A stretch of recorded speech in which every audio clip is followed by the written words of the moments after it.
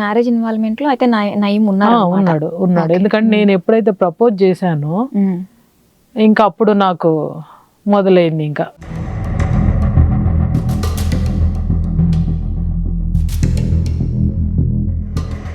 ఇంకా ఇష్టం వచ్చినట్టు తిడుతున్నాడు.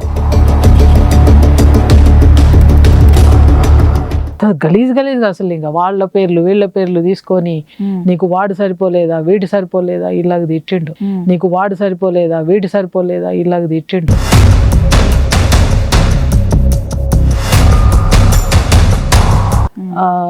20 ఏళ్ల తర్వాత నీకు ఈ అమ్మాయే దొరికిందా పెళ్లి చేసుకోవడానికి?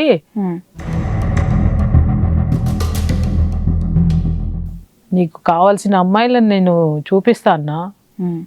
ఆమె ముసలాం, ఆమెను ఎందుకు చేసుకుంటున్నావు?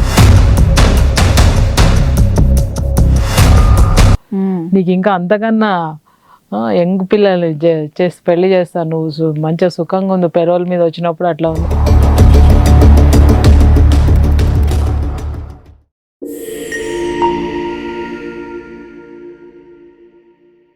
తనని ఫాలో అవుతున్నారు అనేది తను ఎప్పుడైతే చెప్పాడో ఇద్దరిని తీసుకెళ్ళిపోతారని అనుకున్నా నేను.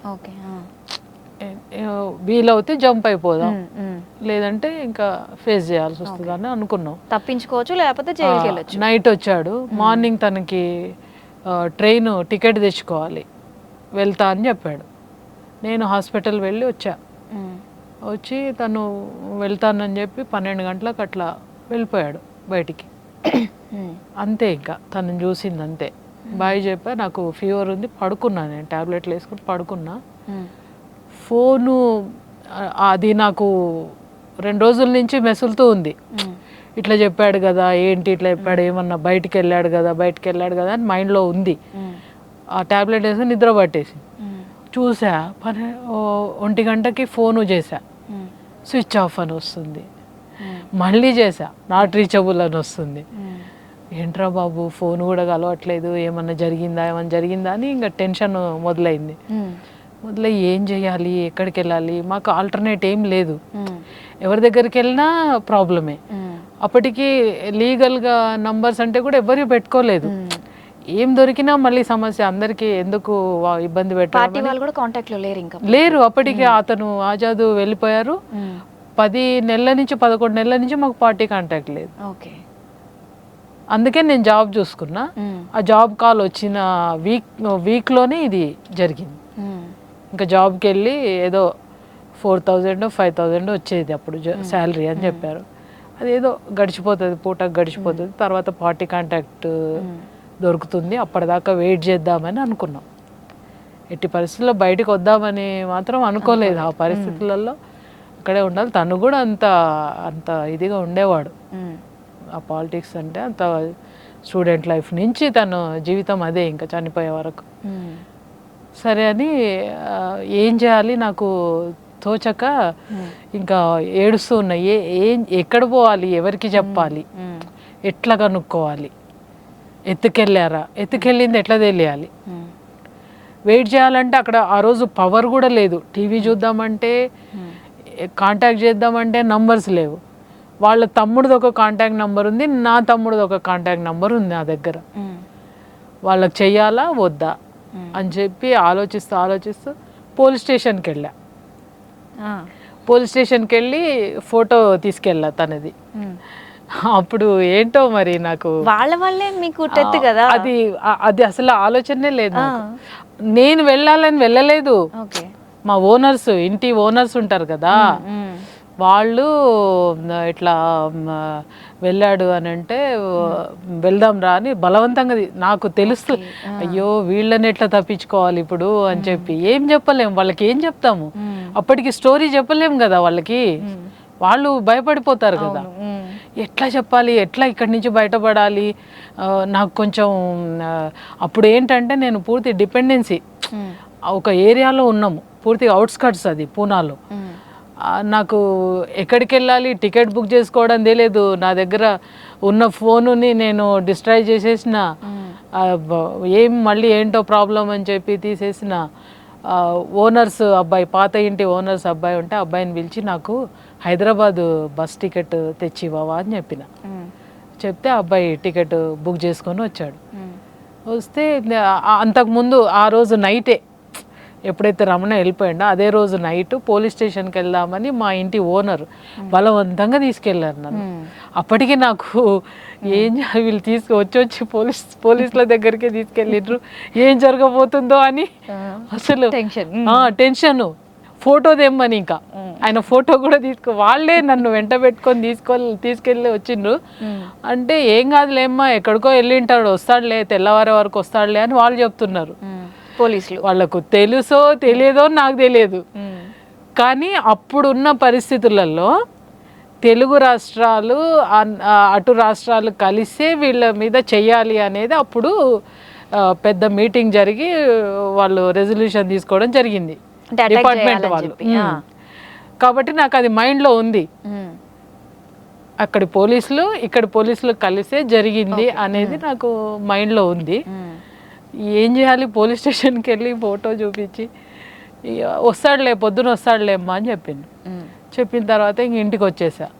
వచ్చిన తర్వాత మెల్లగా మా ఇంటి నేబర్స్ వాళ్ళకి చెప్పా, వాళ్ళు బాగా క్లోజ్గా ఉండేవాళ్ళు, ఇది పరిస్థితి ఇలా జరిగింది అని చెప్పేవాళ్ళు. అంటే మీ ఫ్లాష్ బ్యాక్ గురించి ఇప్పుడు జరుగుతున్నది మొత్తం చెప్పేశారు వాళ్ళు. సాయంత్రము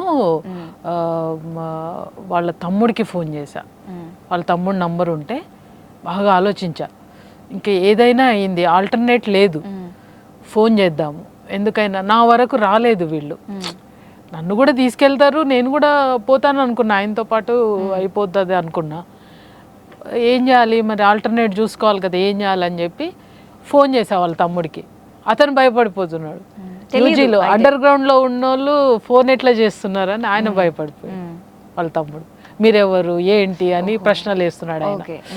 నేను టెన్షన్లో ఉన్నా, లేదు మీ వదినని, మీ కొండలరెడ్డి వాళ్ళ వైఫ్నే నేను అని మాట్లాడుతుంటే గుర్తుపట్టాడు తను, కానీ ఇంకా వాళ్ళకుండే భయాలు వాళ్ళకు ఉంటాయి కదా.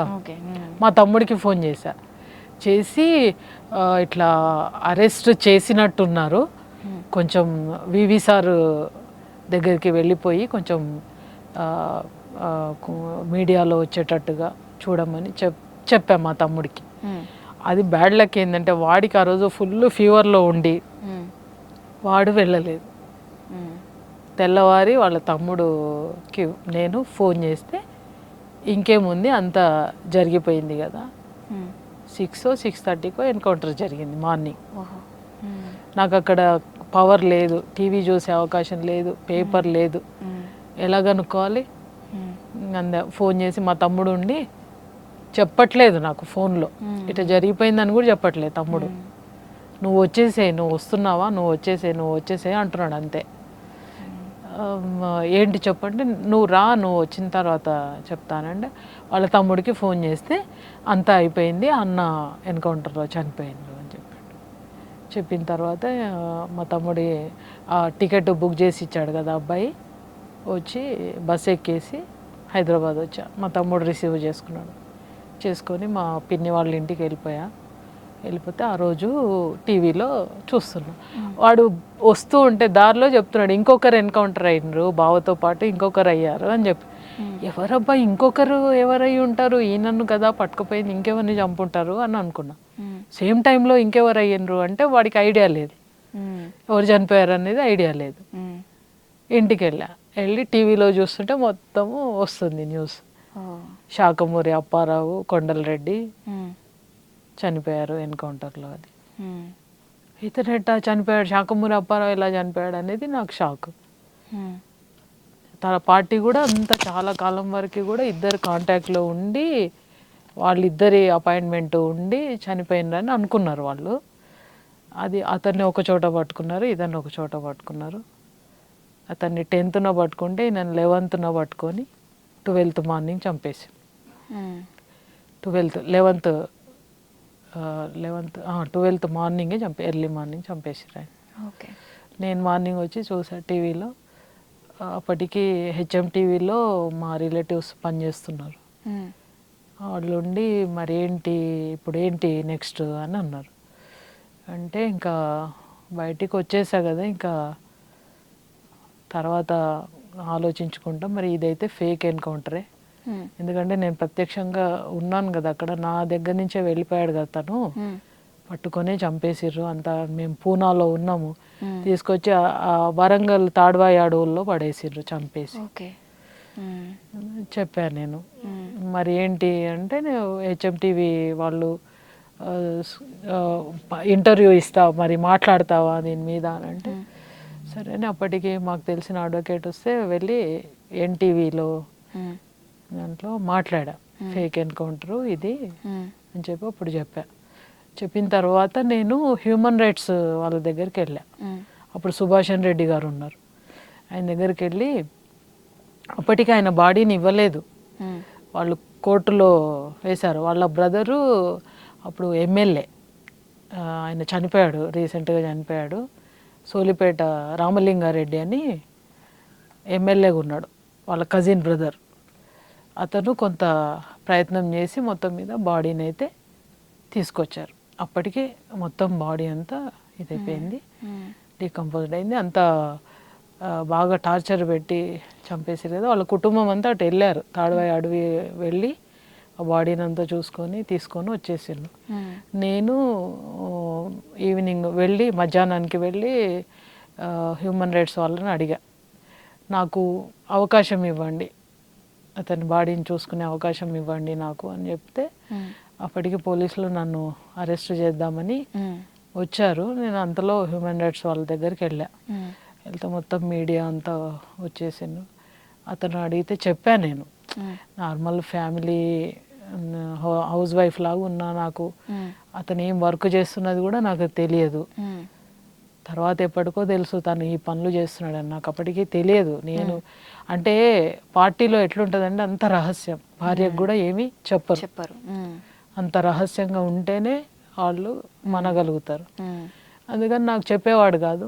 నేనే ఆ డ్రాయింగ్స్ అవన్నీ చూస్తూ ఉంటే ఏంటి ఇవి, నువ్వు చదువుకున్నది ఏంటి, నువ్వు బీఎస్సీ కదా చేసింది, ఇవన్నీ ఏంటి డ్రాయింగ్స్ ఇవన్నీ వేస్తున్నావు అని ఓ రోజు అడిగితే అవన్నీ వెపన్స్ ఇవి వాటిలాగా ఉన్నాయి. చూస్తే ఇదే అంటే ఇంజనీరింగ్ అన్ని పుస్తకాలు తెచ్చుకొని తను వేసేవాడు డ్రాయింగ్స్.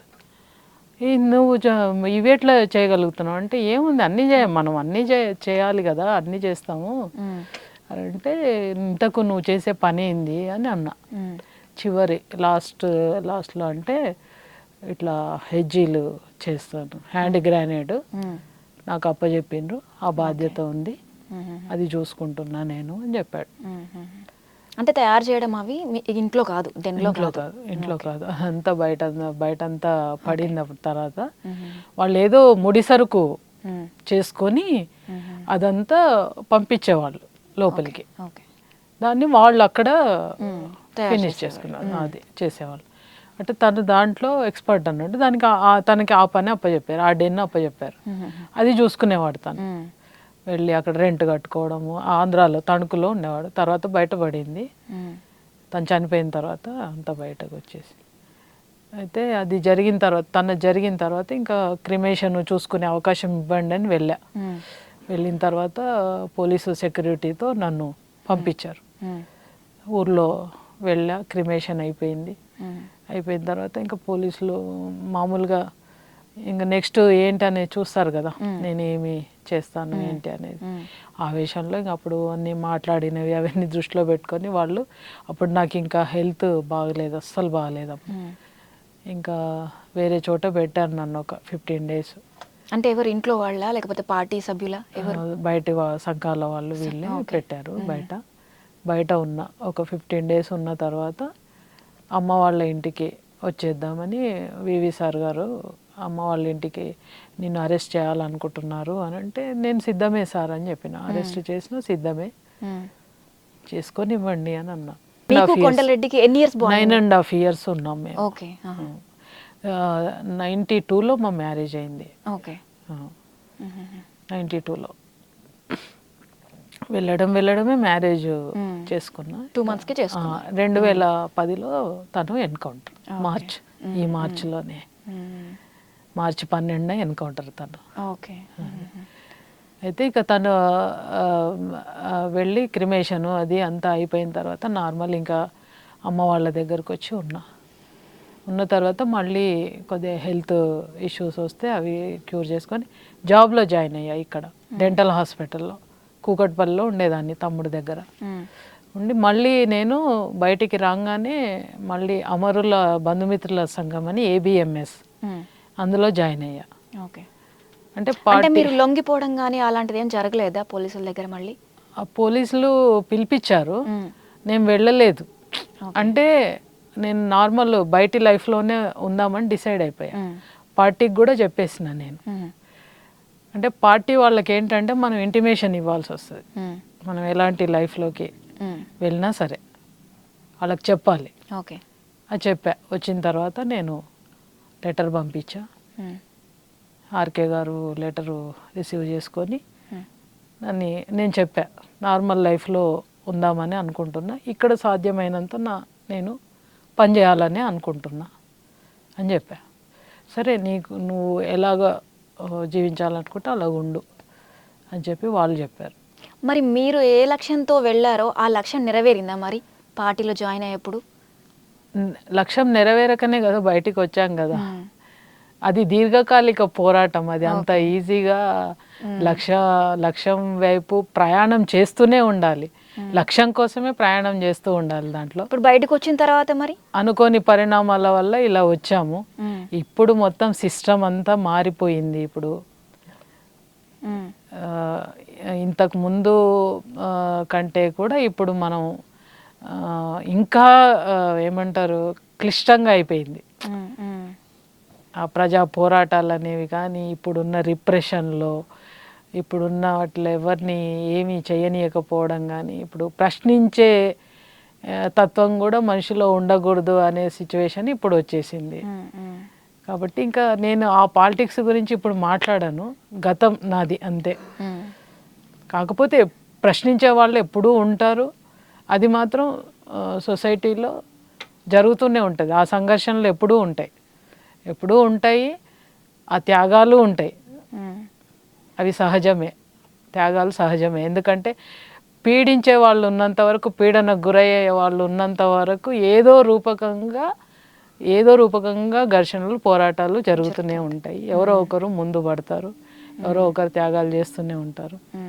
మనం ఏం చేసాము అని వెనక్కి చూసుకుంటే ఏమి ఉండదు, ఏమీ లేదు. వాస్తవంగా చేసి వచ్చాము, మనుషులుగా నిలబడ్డాము అంతవరకు, ఒక మోరల్స్తో ఈ సొసైటీ కోసము అని ఆలోచించి పోయిన వాళ్ళమే. అదే మోరల్స్తో ఈరోజు బతుకుతున్నామని అనుకుంటున్నాం. అవి నేర్పించింది ఆ పాలిటిక్స్, అది నేర్పించింది అని అనుకుంటా. ఈ సమాజంలో ఇప్పుడున్న ఈ వ్యవస్థలో మనుషులు ఎలా తయారవుతున్నారో చూస్తున్నాం. మినిమం హ్యుమానిటీ కూడా లేని ఇదైపోతుంది సిస్టము. స్వార్థం పెరిగిపోయింది. మనిషికి సహాయం చేసే స్థితిలో కూడా లేరు. వ్యవస్థ మొత్తం, మా వ్యవస్థ అయినా ఏ వ్యవస్థ అయినా ఇప్పుడు చూసుకుంటే కళ్ళ ముందు కనిపిస్తూ ఉంది. చూసి వచ్చాము, ఒక వ్యవస్థను చూసి వచ్చాము. ఇక్కడ ఇంకో చిత్రమైన వ్యవస్థను చూస్తున్నాం బయట. ఇది ఒక యుద్ధమే, ఇందులో జీవించడం కూడా ఒక యుద్ధమే. మళ్ళీ ఇది జీవిత పోరాటం అంతే. ఇంకా సో ఆ తర్వాత మీరు లెటర్ రాసిన తర్వాత ఏమైంది? ఇంకా వాళ్ళు నువ్వు ఎలాగా ఉండాలనుకుంటున్నావో అలాగా ఉండు అని చెప్పారు. నేను మాత్రం ఇక్కడ కూడా డిసైడ్ అయిపోయా, మళ్ళీ ఆ సంఘంలో పనిచేయాలి నేను అని చెప్పి స్ట్రేట్. అంటే బయట ప్రపంచంలో ఉంటూనే అది ఆ సంఘం చేసే పని ఏంటంటే అది నాకు కరెక్ట్ అనిపించింది. అందులో జాయిన్ అవ్వడం, తను ఎన్కౌంటర్లో చనిపోయాడు కదా. ఆ సంఘం చేసే పని ఏంటంటే ఏ మారుమూల ఎక్కడ ఎన్కౌంటర్ జరిగినా ఆ బాడీస్ని తీసుకొచ్చి, ఇప్పుడు పేద కుటుంబాలు ఉంటాయి, అలాంటి కుటుంబాల వాళ్ళకి ఆ బాడీని తీసుకొచ్చి ఇచ్చి గౌరవంగా క్రిమేషన్ చేయడము, అంతిమ సంస్కారాలు చేయడము, అలాగే చేసే కుటుంబం. అందున ఎవరైతే అమరులు అయ్యారో కుటుంబాలు, ఆ కుటుంబాలనంతా మేము సర్వే చేసేవాళ్ళం గ్రామాలలోకి వెళ్ళి. ఆ కుటుంబాలు చాలా ఆర్థికంగా చితికిపోయి ఒక పూట తిండి కూడా లేని కుటుంబాలకి ఎంతో కొంత కలెక్షన్ చేసుకొని వచ్చి వాళ్ళకి హెల్ప్ చేయడం, ఆ సంఘం అలాంటి పనులు చేస్తున్నారు. ఇప్పుడు ఆ సంఘం ఇంకా కూడా మనుగడలో ఉంది, చేస్తున్నారు. అది పార్టీ నిషేధితము అది ఇది అంటారు కానీ వాళ్ళు ప్రజల కోసం పనిచేస్తున్నారు. ఏ ప్రజల కోసం వాళ్ళు వెళ్ళారో, వాళ్ళు అమరులు అయ్యారో, ఆ అమరుల కుటుంబాల తరఫున ఈ సంఘం పనిచేస్తుంది. ఓకే. అందులో నేను పనిచేసినందుకు గర్వపడతా. ఇప్పుడు చేయకపోయి ఉండొచ్చు, పరిస్థితులు ప్రభావము చేయకపోయి ఉండొచ్చు, కానీ ఏ పీపుల్ని అయితే నేను చూసొచ్చాను కళ్ళ ముందు, ఆ కుటుంబాలని అవి చూసొచ్చాను, ఇప్పటికి కూడా నేను మర్చిపోను. అనుకోని పరిస్థితులలో నా లైఫ్ ఇలా టర్న్ తిరిగింది. ఇప్పుడు నేను ఆ సంఘంలో 4 years పనిచేశాను. స్టేట్ జాయింట్ సెక్రటరీగా చేశాను నేను. అందులో 4.5 years చేసిన తర్వాత అనుకోకుండా ఆ సంఘంలో పనిచేస్తున్నప్పుడే నేను ఉంటున్న రూమ్కి గణేష్ వచ్చాడు. ఓకే. తను పెరోల్ పై వచ్చాడు. తను మావోయిస్ట్ ఒకప్పుడు మావోయిస్ట్. తను పెరోల్ పై అప్పుడప్పుడు వస్తూ ఆ టైంలో వచ్చాడు. తను బయట ఒక పెద్ద మీటింగ్ పెట్టాలనుకున్నారు. యునైటెడ్గా అన్ని సంఘాలన్నీ కలిసి ఒక పెద్ద మీటింగ్ పెడదామని అనుకున్న సందర్భంలో తను వచ్చాడు. మేము ఆ వర్క్లో ఉన్నాం. మా సంఘం తరఫున మేము పని చేసుకుంటూ ఈ పాటల ప్రాక్టీస్ కానీ ఇది ఏదో చేసుకుంటున్నాం. నేను ఇప్పుడు ఆజాద్ అని చెప్పా, సెంట్రల్ కమిటీ మెంబర్, అతను చనిపోయారు. అతని వైఫ్ పద్మక్క అని ఉంది. ఆవిడ ఇప్పుడు అడ్వకేట్. ఇద్దరం కలిసి ఉండేవాళ్ళం, ఈ సంఘంలో పనిచేస్తూ ఉండేవాళ్ళం. అట్లా నేను మళ్ళీ ఇంటి నుంచి కూడా ప్రాబ్లం వచ్చేసి మా ఇంట్లో నేను ఎన్కౌంటర్ జరిగిన ప్రాంతాలకు వెళ్ళడము, అవి పేపర్లో చూసి మా తమ్ముడు వాళ్ళు భయపడిపోయి మళ్ళీ ఇలాంటి పనులు చేస్తుందని భయపడిపోయి చేస్తే నేను మళ్ళీ ఇంట్లో నుంచి అమ్మకి చెప్పేసి ఇంట్లో నుంచి వచ్చేసి మొత్తం ఫుల్ టైమ్గా ఆ సంఘానికే పనిచేసిన. 4.5 years పనిచేసి అనుకోకుండా గణేష్ పరిచయం కావడం జరిగింది. ఆ రూమ్కి వచ్చాడు. నేను ఉంటున్న రూమ్కి వస్తే అప్పుడు ఏమీ అనిపించలేదు తనని చూసి. అప్పటికి నాకు మ్యాచెస్ తెచ్చారు మా ఆర్గనైజేషన్ తరఫున కూడా. మళ్ళీ 4.5 years అయింది కదా, పెళ్లి చేసుకోవా అని అడిగాను. అడిగితే నాకు ఇప్పుడు అసలు పెళ్ళి మీద లేదక్క, నేను అసలు పెళ్ళి చేసుకోను, ఇలాగే వర్క్ చేసుకుంటూ ఉంటా, ఏదైనా పని చేస్తూ ఇలాగ సంఘం కోసం ఏదైనా అట్లా పని చేస్తూ ఉంటాను నేను, అంతే అని చెప్పా. చెప్పిన తర్వాత తను వచ్చాడా, అప్పుడు అది చెప్పిన మా ఆర్గనైజేషన్ అక్కకి చెప్పా ఆ విషయం. చెప్పిన తర్వాత తను వచ్చాడు. ఎందుకు జరిగిందో ఎలా జరిగిందో తెలియదు.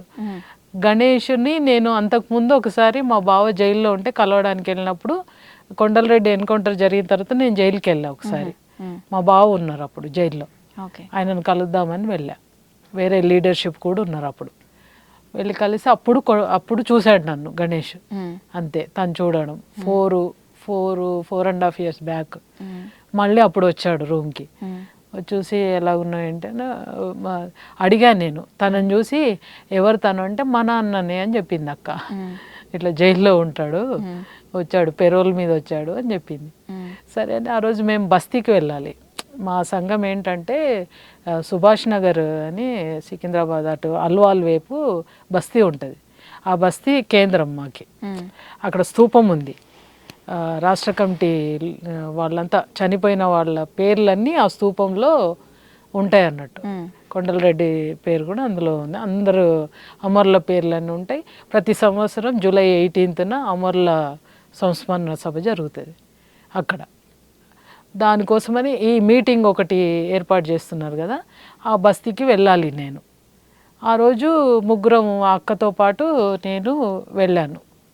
అక్కడ పాటల ప్రాక్టీస్ అది చేసుకోవాలని చెప్పి వెళ్ళాం. తను వచ్చాడు ఆటోలో. వస్తే వెళ్ళి ఆ బస్తీలో నైట్ ఉన్నాము. నైట్ ఉంటే అక్క చెప్పింది, గణేష్ పెరోల్ అయిపోతుంది తనది, వెళ్ళిపోవాలి, తను మార్నింగ్ వెళ్ళాలి, ఎవరు ఎక్కిస్తారు బస్సు అని చెప్పింది అక్క. ఇంకో అక్కని అడిగితే, అమ్మ నేను అంత పొద్దున్న లేవలేను, నేను ఎక్కేయలేను. సర్లే అక్క నేను వెళ్తాలే, నేను పంపించేసి వస్తా, అన్నకు తెలియదు, సిటీ బస్సు ఎక్కిచ్చేసి వస్తే వెళ్ళిపోతాడు అన్న అని చెప్పింది. సరే అని ఆ బస్తీ నేను రెగ్యులర్గా తిరిగే బస్తీ కాబట్టి వెళ్ళా. దారిలో మాట్లాడుతూ వస్తున్నాం. ఏం చేస్తున్నావు ఏంటి, పార్టీలో నుంచి వచ్చిన తర్వాత అని అన్నాడు. అంటే డెంటల్ హాస్పిటల్లో జాబ్ చేసేదాన్ని, అది వదిలేసి పూర్తికాలం మళ్ళీ సంఘంలోనే పనిచేస్తున్నా. అంటే మరి ఎట్లా పూర్తి కాలం పనిచేస్తున్నావు కానీ నీ జీవితం ఎట్లా, నీకు గడవడం ఎట్లా అది అని. ఇక సంఘంలోనే నడుస్తుంది అట్లా అని మాట్లాడుతూ వస్తున్నాము. తన్ని బస్ ఎక్కించా. బస్ ఎక్కించిన తర్వాత ఇట్లా చెప్పా అంతే. ఏ మైండ్లో పడిపోయింది ఇంకా. ఏంటో నేను ఏదో కోల్పోతున్న ఫీలింగ్ వచ్చింది తను వెళ్ళిపోతుంటే. ఎందుకు నా మనసులో ఇలా అనిపిస్తుంది తనని చూస్తే అని అనుకున్నా. జస్ట్ అప్పుడే, అంతకుముందు మాతో కలుసున్నాడు, కూర్చున్నాడు, నేను అసలు నాకు ఏ ఫీలింగ్ లేదు. చూసా ఏంటి వెళ్ళిపోతున్నాడు మరి అని నా మనసులో ఇలాగ వచ్చేస్తుంది ఏంటి, తను నా సహచరుడు అయితే బాగుంటుంది కదా అని అప్పుడు ఫీలింగ్ వచ్చింది నాలో. వచ్చి మెల్లగా రోడ్ పైన వెళ్తూ ఏంటి నేను కరెక్టే ఆలోచిస్తున్నానా, ఈయన జైల్లో ఉన్నాడు, నేనేమో పూర్తి కాలం ఇక్కడ పని చేస్తున్నా, ఎలా పని చేయగలుగుతా నేను రేపు, ఈయనను పెళ్లి చేసుకుంటే ఎట్లా చేయగలుగుతా ఏంటి, అవన్నీ సాధ్యమా, ఎన్నెన్నో ప్రశ్నలు వస్తున్నాయి మైండ్లో. నడుస్తూ మొత్తం మీద బస్తీలోకి వెళ్ళిపోయి ఇంకా అప్పటి నుంచి ఆలోచన పడింది. ఆలోచిస్తూ ఎవరితో షేర్ చేసుకోవాలి, ఎవరితో చెప్పాలి ఈ మ్యాటరు, ఒప్పుకుంటారా అసలు? ఇంట్లో వాళ్ళు చెప్తే అసలు ఒప్పుకోరు. ఇంట్లో అసలే ఒప్పుకోరు. మా వాళ్ళు కూడా అసలు ఎవరు ఒప్పుకుంటారు దీనికి. అంటే నేను అప్పటికి యాక్టివ్గా పనిచేస్తున్నా సంఘంలో. అంటే గణేష్ గారు పేరోల్ మీద వచ్చారంటే ఏంటి కేసు? తన మీద ఏమన్నా కేసులు ఉన్నాయా? ఉంది కదా, మర్డర్ కేసులోనే లైఫ్ పడింది కదా. ఓకే. మాగుంట సుబ్బరామిరెడ్డి అని మాజీ కాంగ్రెస్ ఎంపీ. ఓకే. ఒంగోలులో జరిగింది ఆ ఇన్సిడెంట్. 95లో జరిగింది. అప్పుడు తను లీడరు, పార్టీలో లీడరు. ఆయన కిడ్నాప్ చేద్దామని పోతే ఫైరింగ్లో తను చనిపోయాడు. అది ఈయన పైన పడింది. ఈయన దొరికాడు. ఈయనకు బుల్లెట్ ఇంజురీ అయ్యింది. నెక్స్ట్ డే దొరికి తన మీద కేసు పెట్టిండ్రు. అది లైఫ్ పడింది, ఇద్దరికి పడింది. అందులో ఒక అతను రిలీజ్ అయిపోయాడు. తను మాత్రం 28 ఇయర్స్ నుంచి అలాగా, అప్పటి నుంచి 95 నుంచి. అయితే 15 ఏళ్ల వరకు పెరోల్ కూడా ఇవ్వలేదు తనకి. అంటే తన పార్టీలో అంత బ్యాక్గ్రౌండ్ ఉంది, పనిచేశాడు కాబట్టి డిపార్ట్మెంట్ తరఫున అట్లా వాళ్ళకి ఒక ఇది ఉండి తన పట్ల. తను జైల్లోనే ఉన్నాడు 15 ఏళ్ళ బట్టి, పెరోల్ కూడా ఇవ్వకుండా 15 ఏళ్ళు జైల్లోనే ఉన్నాడు తను. అప్పుడు పార్టీ లోపల కూడా అరెస్టులు అవ్వడము, పార్టీలో కమిటీ నయీము వీళ్ళందరూ గ్రూప్ అంతా జైల్లోనే, ఆ కమిటీస్ అవన్నీ ఉండేవి. లోపల ఇంకో రాజ్యం నడిచింది జైల్లో, అది వేరు. అట్లా వాళ్ళు అట్లా ఉన్నారు. తర్వాత ఇంకా ఈ లాసెస్ ఇవన్నీ జరుగుతూ ఉంటే ఇంకా గణేష్ లైఫ్ పడింది, బయటికి రాలేడు, పెరోల్ లేదు. ఎలాగే పోరాటం చేస్తూ ఉన్నాడు పెరోల్ కోసం. అనుకోకుండా మన ప్రొఫెసర్ హరగోపాల్ గారు వీళ్ళందరి ప్రయత్నం వల్ల, పొత్తూరి గారు వీళ్ళందరి ప్రయత్నం వల్ల తనకు 15 ఏళ్లకు వాళ్ళ తమ్ముడి మ్యారేజ్కు పెరోల్ వచ్చింది. 15 ఏళ్ల తర్వాత ఫస్ట్ పెరోల్, అది ఎస్కాట్తో వచ్చాడు. పెరోల్ పై వచ్చి తమ్ముడి మ్యారేజ్ అది చూసుకొని వెళ్ళిపోయాడు. తనది పరిస్థితి అది. అయితే పెరోల్ మీద 8 monthsకి ఒకసారి పెరోల్ వస్తూ ఉంది తనకి. వచ్చాడు. 3 months ఏమో అయిపోయిందట, టైం అయిపోయింది. 1-2 daysలో వెళ్ళిపోవాలి తను. చెప్పాడు నేను వెళ్తున్నా మరి బాయ్ అని చెప్పాను కదా, వచ్చేసాను. నేను ఆలోచిస్తూ ఉన్నా తనని చేసుకుంటే ఎట్లుంటుంది అంటే. తన గురించి కూడా నేను మొత్తం విన్నా, పార్టీలో ఉన్నప్పుడు కూడా విన్నా గణేష్ గురించి. ఇట్లా ఒక మన కామ్రేడ్ ఇట్లా ఉన్నాడు లోపల అది ఇదని. సరే అని నాకెందుకో స్ట్రాంగ్గా పడిపోయింది ఇంకా మైండ్లో. పడిపోయి ఎవరితో షేర్ చేసుకోవాలి అనేది అనిపించి మా ఫ్రెండ్ ఒక ఆవిడ ఉంది, ఆమెకు చెప్తే అస్సలు నీకు అసలు ఈ ఆలోచన రావడమే గొప్ప విషయము. ఏ అమ్మాయి ఇట్లా ఆలోచించదు అసలు. పోయి జీవితం అంతా లాస్ అవ్వుకుంటూ వచ్చి మళ్ళీ కూడా ఇట్లా పోయి జైల్లో ఉన్న తన్ని చేసుకుంటా అని అంటున్నావు. మరి ఏంటంటే లేదు, నాకు ఒక ఇంచు కూడా నా మైండ్ జరగట్లేదు ఎందుకో ఏమో. ఎంత ఆలోచించినా కూడా తననే పెళ్లి చేసుకోవాలి, తనతోనే లైఫ్ డీల్ చేయాలి అని అనుకుంటున్నాను. అంటే మీకు భయం కలగలేదా? ఫస్ట్ చేసుకున్నప్పుడు మావోయిస్ట్, తన ఎన్కౌంటర్లో పోయారు, మళ్ళీ ఇప్పుడు ఈయన మీద కేసులు ఉన్నాయి. సో మీకు ఫ్యూచర్ మళ్ళీ భయమే లేదా? అదే కదా నాలో ఏంటో తెలియదు, కొంత మొండితనము ఉంటుంది. అది ఆ, ఎంత సెన్సిటివ్గా ఉంటానో అంత స్ట్రాంగ్గా కూడా నిర్ణయాలు తీసుకుంటూ ఉంటా. ఇది కూడా ఇట్లా టర్న్ అయింది మళ్ళీ లైఫ్. మెంటలీ స్ట్రాంగ్ అనమాట. మళ్ళీ ఇట్లా జరిగిపోయింది లైఫ్. ఎవరు చెప్పినా కూడా అందరూ మా ఇంట్లో అపోజ్ చేశారు ఫుల్. మా ఇంట్లో అయితే అసలు మాటలు కూడా లేకుండా అంత కోపాలు వచ్చి అట్లా ఉన్నారు ఇంట్లో. ఎందుకు పోయి లైఫ్ని ఇట్లా చేసుకుంటున్నావు ఎందుకు అని అన్నారు. కాదు, నేను ఒకటే చెప్పా, నన్ను ఎవరైతే ఇష్టపడతారో, నేను ఎవరినైతే ఇష్టపడుతానో వాళ్ళనే నా జీవిత భాగస్వామిగా చేసుకుంటా అని వీళ్ళు మ్యాచెస్ తెస్తుంటే చెప్పాను అన్నట్టు. అది ఈ టైం వచ్చింది. నేను చెప్పా ఇంకా గణేష్కు ప్రపోజ్ చేయాలి, ఎలా చేయాలి, ఆయన జైల్లో ఉన్నాడు, ఎవరితో చేయాలి, ఎవరికి చెప్పాలి, ఎవరి ద్వారా వెళ్ళాలి, ఎలా వెళ్ళాలి.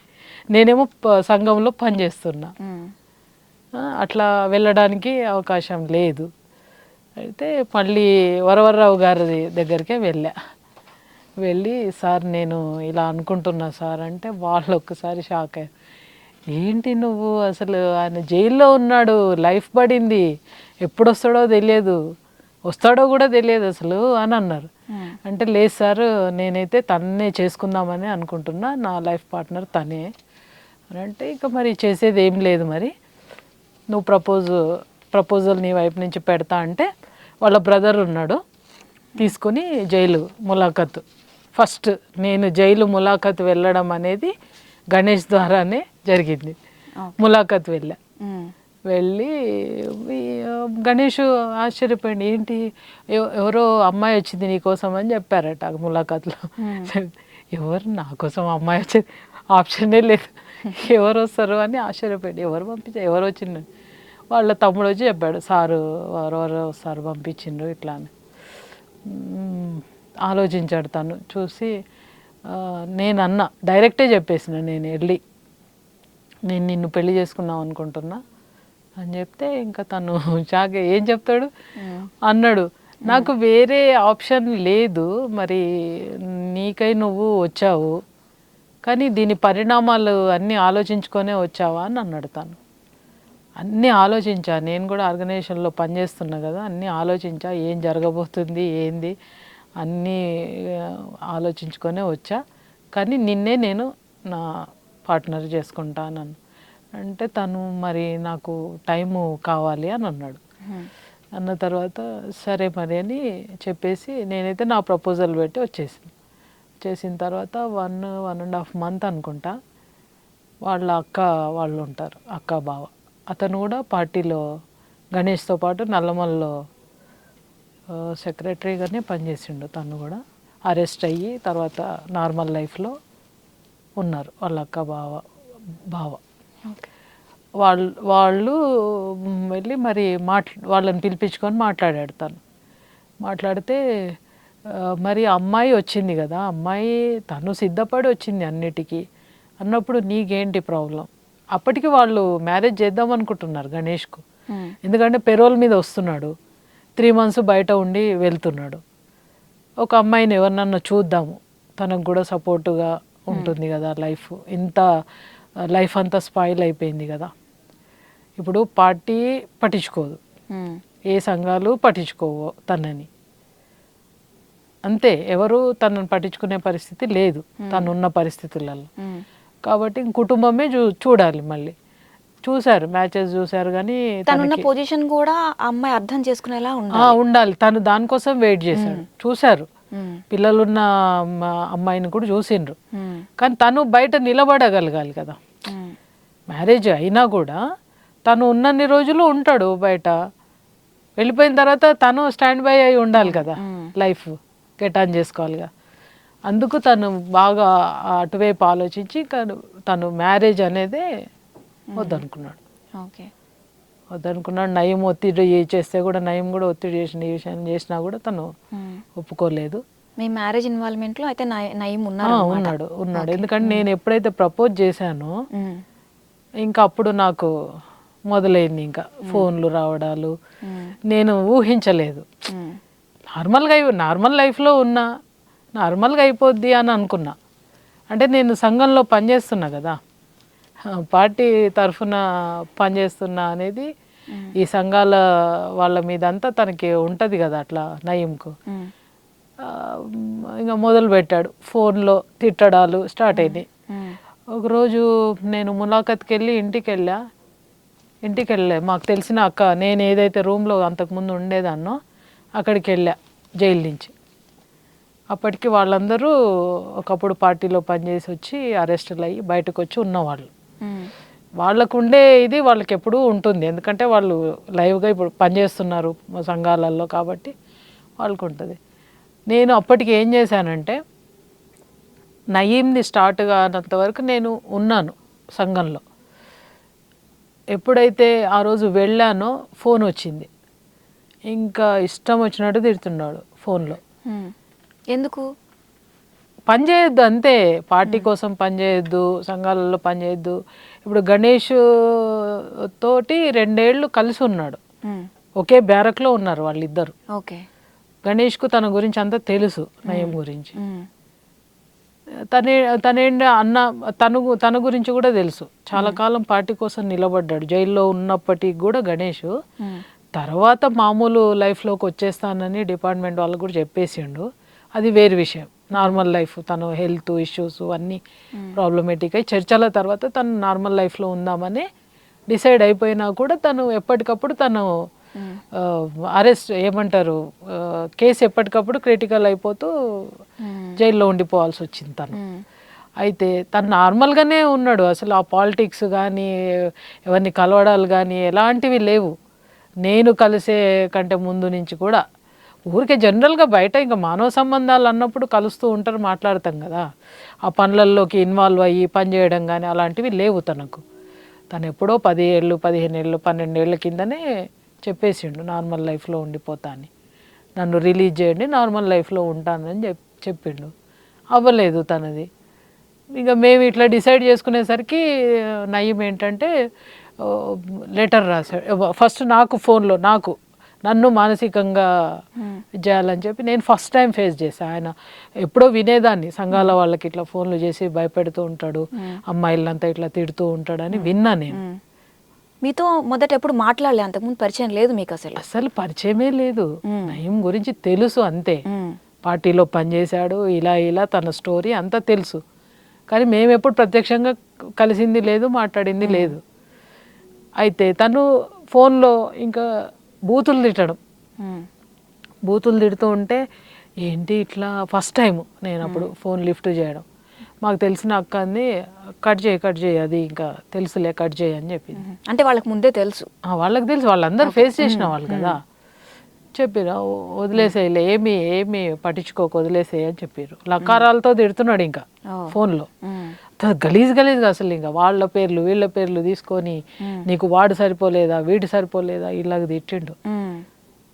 సార్ వాళ్ళని అందరినీ పేర్లు పెట్టి తిడుతుంటే ఫోన్ కట్ చేసిన. మళ్ళీ పార్టీ కోసం పనిచేయద్దు, మీరు ఎవరు పనిచేయద్దు, పార్టీ కోసం పనిచేయద్దు, సంఘాలలో పనిచేయకూడదు, పార్టీ కంటూ ఎవరు సింపతిగా ఉండకూడదు. తను అంత యాంటీ అయిపోయాడు పార్టీకి. కాబట్టి తను మమ్మల్ని కూడా మెల్లగా ఎట్లా కొంచెం మెంటల్గా చేద్దామని చూశాడు నన్ను. నేను ఇంకా ఇలాంటి విషయాల్లో కొంచెం ఇంకా ముందుకే వెళ్తుంటా కదా. ఫోన్ వచ్చిందా కొంచెం ఏంటబ్బా ఫస్ట్ టైం వెళ్ళిన తర్వాత మళ్ళీ 2-3 సార్లు వచ్చింది ఫోను. మళ్ళీ నెక్స్ట్ డే వచ్చింది.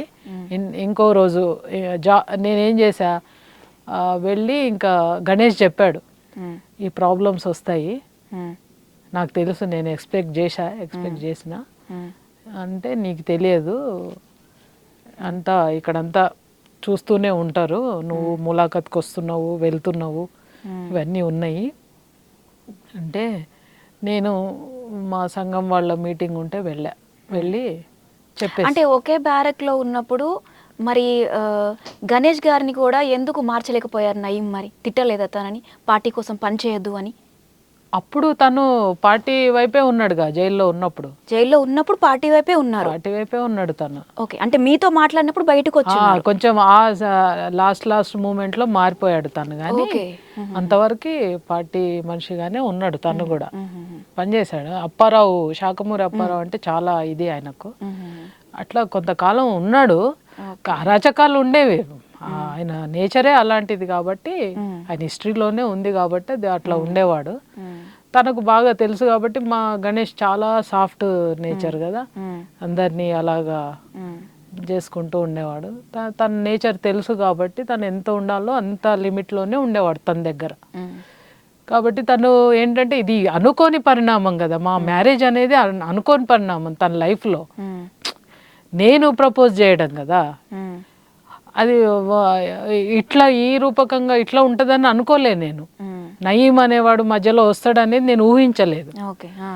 ఎప్పుడైతే ఇక తన ఫోన్లో వచ్చాయో 2-3 సార్లు వచ్చాయి, చేస్తూ ఉంటాడులే, ఇక అది మామూలేలే, అందరినీ భయపెట్టడం అనేది మామూలేలే. మరి ఎట్లా తను భయపడుతూ ఉన్నాడు. నేను ములాఖతు ప్రతి వీక్ ములాఖత్ వెళ్ళేదాన్ని గణేష్కు. వెళ్తే నువ్వు ఒక్కదానో వస్తున్నావు పోతున్నావు, ఇంత దూరం వస్తున్నావు పోతున్నావు, జాగ్రత్తగా ఉండు అని. ఏం కాదు, చంపేస్తే చంపేస్తాడు, ఏముంది, అప్పుడైనా చచ్చిపోయేవాళ్ళం, ఎప్పుడైనా చచ్చిపోయేవాళ్ళం కదా, ఏం చేస్తాడు, చంపుతాడు కదా నన్ను అంటే, అట్లా కాదు నీకు తెలియదు, జాగ్రత్తగా ఉండు అని చెప్పాడు. అంతలో ఏం చేశాడు, ఒక పెద్ద లెటర్ రాశాడు గణేష్కు. రాసి, అన్న ఏంది నువ్వు ఏమనుకుంటున్నావు, 20 ఏళ్ల తర్వాత నీకు ఈ అమ్మాయే దొరికిందా పెళ్లి చేసుకోవడానికి, నీకు కావాల్సిన అమ్మాయిలను నేను చూపిస్తా అన్నా, ఆమె ముసలాం, ఆమెను ఎందుకు చేసుకుంటున్నావు, నీకు ఇంకా అంతకన్నా యంగ్ పిల్లలు చేసి పెళ్లి చేస్తాను, నువ్వు మంచిగా సుఖంగా ఉంది, పెరోల్ మీద వచ్చినప్పుడు అట్లా ఉంది, అది ఇది అని ఇంత లెటర్ రాసి అది చూపించాడు గణేష్ నాకు. ఇలా రాసి, చూడు నువ్వు ఈ అమ్మాయిని పెళ్లి చేసుకొని మళ్ళీ వెళ్ళిపోదాం అనుకుంటున్నావా పార్టీలోకి, పరిణామాలు తీవ్రంగా ఉంటాయి అని హెచ్చరికతో లెటర్ రాసి పంపించాడు. నువ్వు బయటికి రావాలి అంటే జైలు నుంచి, తను ఎట్లా ఉండమంటే అట్లా ఉండాలి అనేది రాసిట్టట. దాన్ని ఎప్పుడు గణేష్ సాఫ్ట్గా చేస్తూ వచ్చాడు. ఎందుకంటే తను అంతకాలం ఆ పాలిటిక్స్లో ఉన్నాడు, పోయిపోయింది సరే, తను నార్మల్ లైఫ్లోకి వద్దామని అనుకున్నాడు, అది వేరు విషయం. కానీ వాడు అట్లా బెదిరింపులకు కూడా తనేమి ఇది కాలేదు. బెదిరించాడా, ఆ లెటర్ చూపించాడు నాకు, ఇదిగో ఇలా లెటర్ వచ్చింది, ఏం చేద్దాం అంటే, నేను తగ్గేది లేదు అని చెప్పా. నేనైతే నిన్ను పెళ్లి చేసుకుంటా, మనం పెళ్లి చేసుకుందాం అంతే, ఫర్దర్ లైఫ్ నేను ఎట్లా గడుపుతా అనేది అది నా చేతుల్లో ఉంది, నేను చూసుకుంటా ఆ లైఫ్ని.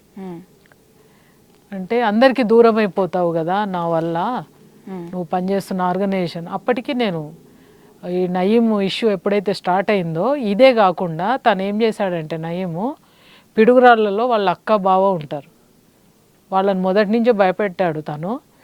ఈ సందర్భంగా వెళ్ళి వాళ్ళని భయపెట్టాడు, ఇంటికి వెళ్ళి సినిమా పక్కీలో మొత్తం తుపాకులు వేసుకొని, చిన్న చిన్న పిల్లలు, మనం మొత్తం స్టోరీ చూశారు కదా నయీంది, పిల్లల్ని వేసుకొని, ఆడపిల్లల్ని వేసుకొని పోయి వాళ్ళ ఇంట్లో పోయి, వాళ్ళ అక్క స్కూల్లోకి వెళ్ళింది, స్కూల్లో పనిచేస్తుంది, ఇంటికి వెళ్ళారట. వాళ్ళ బావ కూతురు ఉండింది ఇంట్లో, వెళ్ళి మొత్తము బియ్యము పప్పులు ఉప్పులు అన్నీ కలిగి, భయం మళ్ళీ ఎక్కడ ఏం దాచారు అని, వీళ్ళు పార్టీ వాళ్ళు కదా ఒకప్పుడు, భయం మళ్ళీ తన నీడ తననే భయపెట్టింది చివరికి నయీంను. అట్లా అయింది వాడి పరిస్థితి. వెళ్ళి చూసి భయపెట్టాడంట. అక్కను పిలిపించాడు ఇంటికి, పిలిపించి వాళ్ళని కూర్చోబెట్టి, వాళ్ళ ఇంట్లోనే ఆ పిల్లలే వంటలు చేశారట, వండుకున్నారట మంచిగా, అందరూ తిండ్లు తినేసి కూర్చొని, అన్నను కూర్చోబెట్టుకొని అక్కని కూర్చోబెట్టుకొని ఇంకా మాట్లాడి, ఏంటి అసలు గణేష్ అన్న ఎందుకు ఆ అమ్మాయిని చేసుకోవాలనుకుంటున్నా, ఓకే మీ గురించి వాళ్ళని భయపెట్టారు, వాళ్ళని మీరు చెప్పండి, వద్దు అన్నకు వేరే అమ్మాయిని చూస్తాను నేను, అన్నకు కావాలంటే పెరోల్ మీద వచ్చినప్పుడల్లా అరేంజ్ చేస్తాను నేను, పెళ్ళే అవసరం లేదంటే అరేంజ్ చేస్తా అని చెప్పి వాళ్ళతో పెట్టుకుంటే, ఆ అన్న చెప్పాడంట, లేదు ఆ అమ్మాయి కూడా నీకు తెలుసు కదా, అమ్మాయి ఆర్గనైజేషన్లో పనిచేసింది, వాళ్ళు ఇష్టపడ్డారు, చేసుకోవాలనుకుంటున్నారు, ఇష్యూ ఏముంది, వాళ్ళిద్దరు అది పర్సనల్, వాళ్ళ లైఫ్ వాళ్ళు ఇది చేసుకుంటారు కదా అని అంటే, మీరు చెప్పండి అని చెప్పాడంట. సరే సరే అన్నారు వాళ్ళు కూడా కొంచెం షేక్ అయిపోయారు. అంటే అంటే అంతకుముందు వాళ్ళకు బాగా ఎదుర్కొన్నారు వాళ్ళు కూడా. నయం వల్ల.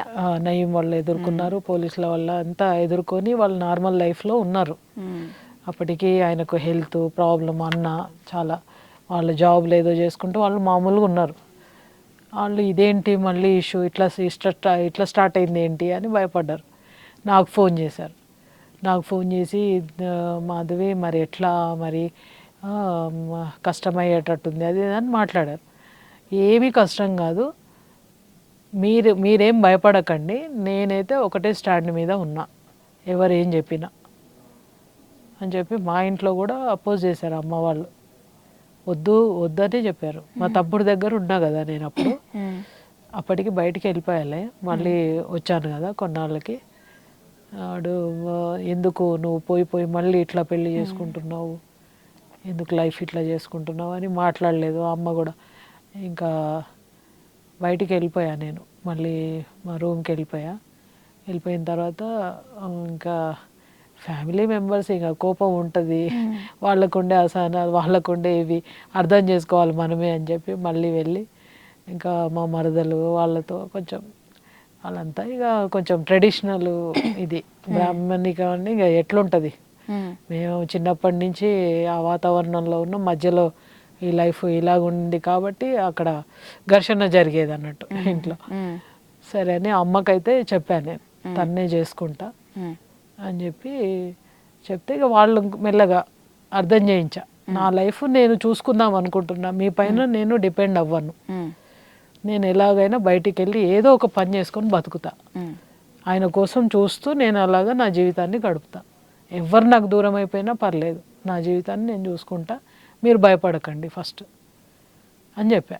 నేను దేనికి భయపడదలుచుకోలేదు, ఎంత కష్టం వచ్చినా నేను ఎదుర్కొంటా, తనని మాత్రం నా లైఫ్ పార్ట్నర్గా చేసుకుంటా అని చెప్పిన తర్వాత సరే ఇంకా మరి నువ్వు అట్లా నిర్ణయం తీసుకున్నప్పుడు ఏం చెప్తావు, పెళ్ళయ్యే వరకు కూడా వాళ్ళు అలిగే ఉన్నారు, అట్లానే ఉన్నారు. సరే ఇంకా వెళ్ళి గణేష్కు చెప్పిన తర్వాత నేను నా ఆర్గనైజేషన్ వాళ్ళ దగ్గరికి వెళ్ళి ఇట్లా మరి నేను రిజైన్ చేసేసిన, నేను అప్పటికి జాయింట్ సెక్రటరీ కదా చెప్పా, ఒక మీటింగ్లో కూర్చొని చెప్పేసి నేను ఇంకా సంఘంలో నుంచి బయటకు వచ్చేస్తున్నా, ఇది పరిస్థితి, మరి నేను ఇక పని చేయలేను బయట, అందుకని ఇక్కడతో ఇంకా నేను ఈ పాలిటిక్స్. ఎందుకు నయం ఒత్తిడి వల్లే మీరు రిజైన్ చేయాల్సి వచ్చింది అప్పుడు? నయం ఒత్తిడి ఒకటి, ఇంకా పోలీసుల నుంచి కూడా ఒత్తిడి ఉంటుంది కదా, లైఫ్ అంతా నయం ఒక్కడనే కాదు, నయము అదొక వ్యవస్థ ఇదొక వ్యవస్థ, ఇక మధ్యలో ఇక ఏదన్నా ఒక డిసిజన్ తీసుకున్నప్పుడు ఒకవైపు తీసుకోవాలి అంతే, ఇంకా ఊగిసలాట ఉండొద్దు. ఇప్పుడు నాకు సంఘర్షణ అవుతుంది, నేను దీనికి దూరం అయిపోతున్నా కదా, నేను ఏదైతే అనుకున్నానో పని చేయాలి, నేను నాకు తోచినంత పని చేస్తూ పోవాలి, దీంట్లో ఇట్లా ఉండాలి సమాజం కోసం అని అనుకున్నా కదా, అది ఫుల్ఫిల్ అవ్వట్లేదు. సరే ఇది పర్సనల్ లైఫ్, ఇది దాన్ని రెండింటి కలిపే పరిస్థితి లేదు, కలిపే సిచ్యువేషన్ ఉంటే కలుపుతుంటే మేము లేదు, చెప్పేసి రిజైన్ చేసేసిన. వాళ్ళు కూడా అసంతృప్తిగా ఫీల్ అయినరు, యాక్టివ్గా పనిచేసే వ్యక్తి వెళ్తుంది అన్నట్టుగా సమ్ ప్రాబ్లమ్స్. ఇంకా నేను బయటకు వచ్చేసి ఇంకా ఫ్రీ అయిపోయినా. అప్పుడు నాకు ఇంకా ఫోన్లు కానీ ఎలాంటివి లేవు. తర్వాత ఇంకా మా మ్యారేజ్ అయిపోయింది. ఇంకా చెల్లి వాళ్ళ ఇంట్లోనే మామూలుగా. అప్పుడు పెద్దలుగా ఎవరు వ్యవహరించారు మరి మీ పెళ్ళికి? వరవరరావు సారు, ప్రొఫెసర్ గారు, హరగోపాల్ వాళ్ళు, మా బావ వాళ్ళు, మా బావ మిసెస్ అప్పుడు బయట ఉంది, ఈ ఆజాద్ పద్మక్క అన్న కదా ఆవిడ, వీళ్ళందరూ మా ఇంకా తెలిసిన వాళ్ళు కదా, వాళ్ళందరినీ పిలుచుకొని ఫ్రెండ్ సర్కిల్ అంతే, వాళ్ళ కుటుంబాలు, గణేష్ కుటుంబాలు, మా కుటుంబం అంతా కలిసి సింపుల్గా దండలు మార్చుకొని పెళ్లి చేసుకున్నాం. ఓకే, పెళ్లి చేసేసుకున్న తర్వాత ఇంకా నార్మల్ లైఫ్లోకి వచ్చినా కూడా నయ్యము కాంటాక్ట్లో ఉన్నాడు. మళ్ళీ నన్ను పిలిపించి మాట్లాడాలన్నాడు. అక్క ఏం చేయబోతుంది అని అడిగిండు. వాళ్ళ మనిషినే పంపించాడు ఇంటికి, మేము ఉంటున్న ఇల్లు, అన్న ఎట్లుంటున్నాడో చూసిపోదామని. ఇప్పుడు మీరు వస్తే చూసేవాళ్ళు మా జీవన శైలి, మేము ఎలాగున్నాం. వచ్చి చూశాడు, ఆశ్చర్యపోయి ఉంటారు. ఏంటని చూశాడు, అక్క ఏం చేయబోతుంది. నేను స్పష్టంగా చెప్పేసిన, నేను ఏదైనా నిర్ణయం తీసుకుంటే గట్టిగా తీసుకుంటా చెప్పేసిన. ఇంకా నేను ఆ పాలిటిక్స్ వైపు వెళ్ళదలుచుకోలే. ఇప్పుడు నా లైఫ్ గణేష్ అని చెప్పా. ఇంకా నేను జాబ్ చేసుకొని నా అనుకున్న వాళ్ళ మధ్యనే నేను బతకాలనుకుంటున్నా అంతే. వేరే నేను ఎటు అడుగు వేయదలుచుకోలేదని చెప్పేసి వెళ్ళిపోయాడు. ఆ సమాచారం ఇచ్చేసిన తర్వాత కొన్నాళ్ళు సైలెంట్గా ఉన్న తర్వాత మళ్ళీ 6 నెలలకో ఏమో గణేష్ పేరోల్పై వచ్చి వెళ్ళిపోయాడు. వెళ్ళిపోయిన తర్వాత మళ్ళీ అపాయింట్మెంట్ పిలిచాడు నయీం. పిలిస్తే నేను వెళ్ళను అని, నేను అతను మొహం చూడను, నేను వెళ్ళను అని చెప్పా. కాదు నువ్వు వెళ్ళాలి అని చెప్పిండు గణేష్. నీకు తెలుసు కదా, అన్ని విషయాలు తెలుసు కదా, వెళ్ళాలి అంటే సరే అన్నాను. కానీ అతనికే డౌట్ వచ్చిందో ఏంటో తెలియదు. మమ్మల్ని రమ్మన్న రోజు అపాయింట్మెంట్ పెట్టాడు. పెట్టి ఫోను లీక్ అయిందా మరి ఏమైందో తెలియదు, వీళ్ళందరూ ఫోన్లలో మాట్లాడుకుంటున్నారు, భయా అని ఏదో మాట్లాడుకుంటున్నారు. తనే అపాయింట్మెంట్ క్యాన్సిల్ చేసాడు. క్యాన్సిల్ చేసిన ఇంకా గణేష్ పెరోల్పై వచ్చాడు. వస్తే అదే నెలలో ఆగస్టులో అతని ఎన్కౌంటర్, అది చనిపోయాడు. తను చంపేసిర్రు. తను ఇక చంపేసిర్రనే చంపేసిర్రు. అతను చేసిన దానికి చనిపోయాడు. ఇంకా అట్లా మేము అనుకోకుండా ఆ రోజు పెరోల్పై వచ్చాడు గణేష్. టీవీ స్క్రోలింగ్లో చూసినాం నయీం ఇట్లా చనిపోయాడని వస్తే ఇంకా అసలు ఇది ఎక్కడ మళ్ళీ ఇంకా ఇది ఎక్కడ ఈయన గ్రూపు వీళ్ళందరూ ఏం చేస్తారో అన్నట్టుగా భయం వేసింది అప్పుడు కొంచెం. సరేలే ఏమైతే అది అయిపోయింది, చనిపోయాడు కదా అని. ఈయనకు థ్రెట్ ఉండేది అనేది వచ్చినప్పుడంతా కొద్దిగా ఇబ్బందిగా ఉండేవాడు గణేష్. అంటే తనకు నచ్చని ఇవి చేయాల్సి వస్తాయి, ఎందుకు అనవసరంగా అని అట్లా భయపెట్టి ఎంతోమందిని అట్లా చేసిండు తను. అదొక నయీం అనేది ఒక వ్యవస్థ అట్లా మన స్టేట్లో అట్లా చేసి పోయిండు. ఎంతోమంది 1000 మంది ఇబ్బందులు పడ్డారు ఆయన వల్ల. చనిపోయాడంటే ఇంకా మాకైతే హ్యాపీ. తను పోయాడని టీవీలో చూడంగానే మా ఒక్కరి కోసం అని కాదు, అప్పటికే ఎంతోమంది పీపుల్ని తను హింసకు గురి చేసిండు. ఉన్న ప్రాంతాలు, తను ఉన్న స్థానిక ప్రాంతాల్లో అవన్నీ వింటూనే ఉన్నాం మేము, మొదటి నుంచి వింటూనే ఉన్నాం తన గురించి. సరే అది ఆ ఎపిసోడ్ అయిపోయింది. ఇంకా అయిపోయిన తర్వాత మళ్ళీ నార్మల్ అయిపోయింది ఇంకా మా లైఫ్. ఇప్పుడు మరి గణేష్ గారు పెరోల్ మీదే ఉన్నారా లేకపోతే పెరోల్ ఈ ఇయర్ పెరోల్పై వచ్చాడు తను. పెరోల్పై వచ్చిన తర్వాత మేము హైకోర్టులో పిటిషన్ వేసుకున్నాం. అంటే ఇది ఏళ్ల తరబడి మా మ్యారేజ్ 2015లో జరిగింది. అప్పటి నుంచి 2016లో గవర్నమెంట్ జీవో తీసుకొచ్చింది, చంద్రశేఖర్ గవర్నమెంట్. అప్పుడు గణేష్ను రిలీజ్ చేస్తామని ఆయన హామీ ఇచ్చినందుకే తను పెళ్లి చేసుకోవడానికి కూడా సిద్ధపడ్డాడు గణేష్. తను ఒకసారి పెరోల్ పైన ఉన్నప్పుడు ఈ గవర్నమెంట్ టీఆర్ఎస్ గవర్నమెంట్ వచ్చినప్పుడు పొత్తూరి గారు, రామచంద్రమూర్తి గారు వీళ్ళందరూ ఒక టీమ్గా, గంటా చక్రపాణి వీళ్ళంతా ఒక టీమ్గా వెళ్ళి, గణేష్ కూడా వెళ్ళి చంద్రశేఖర్ గారితో మాట్లాడిండు, సీఎంతో. ఆయన పిలిపించుకొని కూర్చొని మాట్లాడి నిన్ను రిలీజ్ చేస్తాము, ఉద్యోగం కూడా వస్తుంది, రిలీజ్ చేయించే బాధ్యత మాది అని హామీ ఇచ్చారు ఆయన. సరే అవుతాడు అనుకున్నారు అప్పుడు. పాపం రాజశేఖర్ రెడ్డి పీరియడ్లో అలాగే జరిగింది, కిరణ్ కుమార్ రెడ్డి ఉన్నప్పుడు అలాగే జరిగింది తనది. ఎప్పటికప్పుడు ఆ కేసు లిస్ట్లో పెడుతున్నారు, జనరల్ ఖైదీల రిలీజ్ లిస్ట్లో వచ్చింది 2016లో. అసలు ఎంత ఇదిగా ఉన్నామంటే రిలీజ్ అయిపోతున్నాడు గణేష్ అని అనుకున్నాం. ఆ లిస్టు 252 మంది వస్తే అందులో 251 మంది రిలీజ్ అయ్యి ఒక్క కేసు మాత్రమే పక్కకు అయ్యింది గణేష్ది. డబల్ మర్డరు ఇలాంటి కేసులని సార్ట్అవుట్ చేసి పక్కన పెట్టేసి ఈయనది సిబిఐ ఎంక్వైరీ కేసు. అది అప్పుడు చేసిండ్రు చెన్నై టీమ్ 95లో చేసినారంట. అది సెంట్రల్ గవర్నమెంట్తో ముడిపడేటట్టు ఇక్కడి నుంచి గవర్నర్ నరసింహన్ ఉన్నాడు కదా, అప్పుడు నేను గవర్నర్ను కలవాలని ఎంత ట్రై చేసిన ఈ కేసులో, వెళ్ళి ఇక్కడనే క్షమాభిక్ష ఇవ్వమని చెప్పుదామని అపాయింట్మెంట్కి ఎంత ట్రై చేసాం. ఆయన అపాయింట్మెంట్కి అపాయింట్మెంట్ ఇవ్వలేదు. ఆయన కూడా ఏదో పర్సనల్ ఇది ఉంది ఎక్స్ట్రీమిస్టుల పట్ల, దాంతో ఆయన ఇవ్వలేదు. పెద్దవాళ్ళు పొత్తూరి వెంకటేశ్వరరావు లాంటి వాళ్ళు వీళ్ళందరూ వెళ్తే కూడా ఆయన అపాయింట్మెంట్, ఆయన అయితే చాలా గణేష్ రిలీజ్ కోసం ఆయన చాలా ఇదిగా చేసిండ పొత్తూరి గారు, అంత ప్రయత్నం చేసిండ్రు ఆయన చివరి వరకు. అపాయింట్మెంట్ ఇవ్వలేదు, అలా ప్రయత్నాలు జరుగుతూ ఉన్నాయి. ఈనాటికి కూడా మొన్నటి దాకా కూడా నేను ఢిల్లీకి 3 సార్లు వెళ్ళొచ్చా. సెంట్రల్ గవర్నమెంట్కు కాంకరెన్స్ కావాలని అటు పంపిస్తే అటు వెళ్ళి అటు సిబిఐ దగ్గర ఫైల్ మిస్ అయిందని అదేని మొత్తం మీద అదేంది అక్కడ కూడా వెళ్ళి ఫైల్ను వెతికించి చేసినా అది ఎక్కడ కాలేదు. ఇక్కడ వచ్చిన తర్వాత మళ్ళీ కేసులు కొత్త జడ్జిమెంట్లు వస్తున్నాయి కదా, దాన్ని చూసుకొని వీళ్ళు ఏం చేశారంటే హైకోర్టులో పిటిషన్ వేశారు. అది లక్గా జడ్జి మంచిగా విన్నారు, పాజిటివ్గా తీసుకుని విని కేసును బెయిల్ ఇచ్చాడు.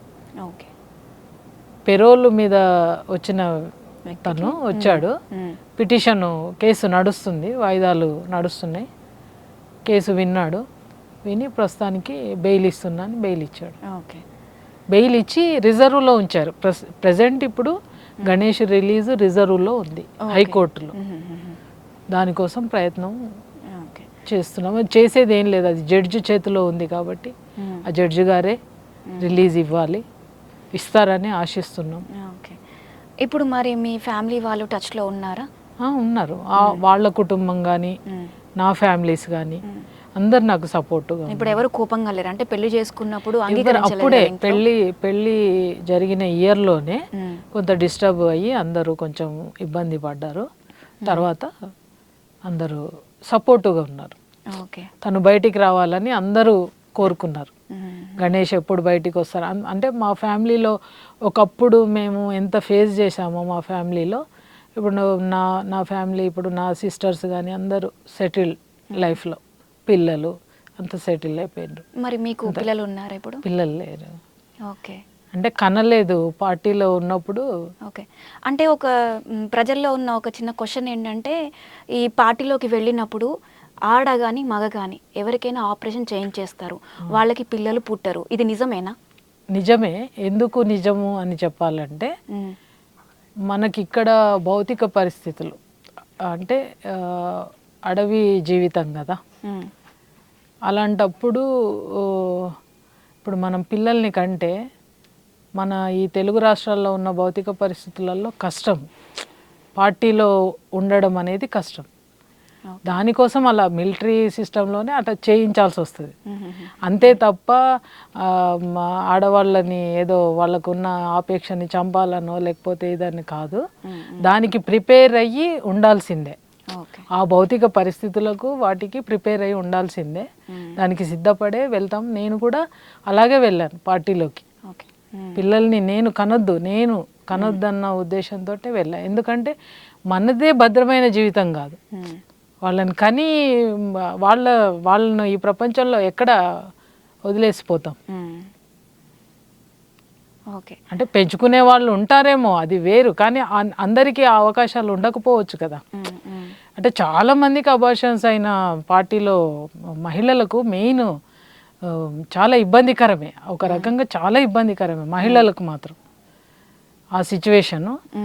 దాని తర్వాత పార్టీలోనే రెక్టిఫికేషన్ దీంట్లో జరిగి పురుషులే చేయించుకోవాలి. మహిళలకు ఈ భౌతికంగా ఈ పరిస్థితులు వస్తాయి, భౌగోళికంగా. ఇప్పుడు తిరగడానికి కానీ, ఇప్పుడు అడవిలో తిరగాలంటే ఆపరేషన్లు చేయించుకొని మహిళలకు మహిళల బాడీ వేరు, జెంట్స్ బాడీ వేరు కదా, రకరకాల ప్రాబ్లమ్స్ వస్తాయి కదా అని చెప్పి పార్టీలోనే ఒక రెజల్యూషన్ తీసుకొచ్చి వాళ్ళే మొత్తము మగవాళ్ళే చేయించుకోవాలి అని చెప్పి మగవాళ్ళకే చేయించారు. ఓకే. మగవాళ్ళకే చేయించారు. అప్పుడు తనే చేయించుకున్నాడు, కొండలరెడ్డి చేయించుకున్నాడు.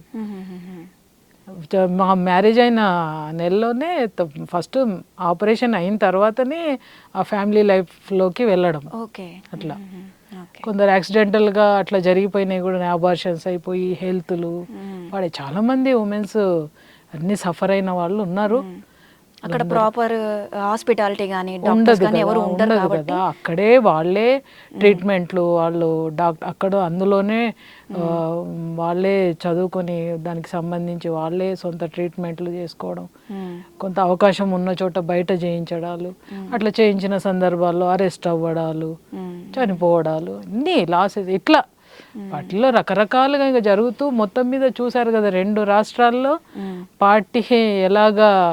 ఇప్పుడు పార్టీ అనేది చెప్పుకోలేని పరిస్థితి ఉంది కదా, అంత లాసెస్ జరిగిపోయాయి నానా రకాలుగా. అయితే మీ జీవితంలో ఇప్పుడు వెనక్కి తిరిగి చూసుకుంటే మీ ఎక్స్పీరియన్స్ ఏంటి అసలు? అంటే మీరు సమాజం కోసం ఏం మెసేజ్ ఇద్దాం అనుకుంటున్నారు? నేనైతే ఒకటే, పాలిటిక్స్ మనల్ని పాడు చేయవు, మనిషిగా నిలబెడతాయి. నేను నేర్చుకున్నది అదే. నేను పెద్ద రాజకీయాలు చదువుకున్న దాన్ని కాదు, పెద్దగా అంత మేధావి అంత చెప్పలేను నేను, కానీ అందులోకి వెళ్ళి నేను ఒక మనిషిగా నిలబడ్డాను. నాకంటూ అమ్మాయిగా ముఖ్యంగా ఇప్పుడు నేనున్న సిచ్యువేషన్లో నేను ఎలా నెగ్గుకు రాగలుగుతున్నా, ఆ ధైర్యం అక్కడి నుంచే వచ్చింది అనుకుంటా. నేను ఇంట్లో ఉన్నప్పుడు చాలా అభద్రమైన ఇది ఉండేది నాకు. అట్లా అమ్మాయి 10th క్లాస్ వరకు కూడా నేను అసలు అమ్మచాటు బిడ్డగా ఉండేదాన్ని. ఎలా వచ్చింది? బయట సమాజము సగం నేర్పుతుంది, మన జీవితం సగం నేర్పుతుంది, ఇతరుల జీవితాలు మనకు సగం నేర్పుతాయి. నేను అలా వేరే వాళ్ళ జీవితాలు చూసి ఇన్ఫ్లుయెన్స్ అయ్యి వెళ్ళిన దాన్ని. వాళ్ళ జీవితాలు ఎవరి కోసం ఎందుకు త్యాగం చేస్తున్నారు, దేనికోసం త్యాగం చేస్తున్నారు, మనం ఏమైనా చేయగలుగుతామా దీనికోసం ఆలోచించి వెళ్ళాను. అనుకోని పరిణామాల్లో ఈరోజు ఇలాగున్నాను. కానీ ఈ సమాజం పట్ల ఇప్పటికి కూడా నాకు కన్సర్న్ ఉంటుంది. ఆ కన్సర్న్ ఎందుకండి, ఆ పాలిటిక్స్ వల్లనే ఈరోజుకి కూడా ఏదన్నా జరుగుతుంది అన్యాయం అంటే అది అన్యాయం అని చెప్పగలిగే ఇది అది వచ్చింది. అట్లా అంటే కనీసం ప్రశ్నించాలి కదా. కాకపోతే ఇప్పుడున్న సిస్టంలో అది కూడా కోల్పోయామని అనిపిస్తుంది. మామూలు జనాలు కూడా కోల్పోయారు.